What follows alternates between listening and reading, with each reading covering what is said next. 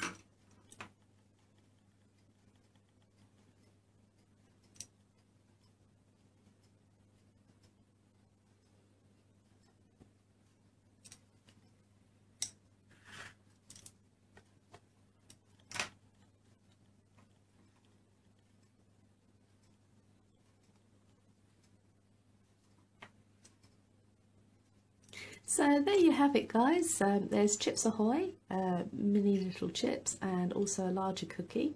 Got a large Oreo there, just the top half, and made the Oreo cookie there with the vanilla filling. So do come back for more. I'm going to be making a mint Oreo, and also watch me make Teddy Grahams and Animal Barnum. So take care, do subscribe, and come back again real soon.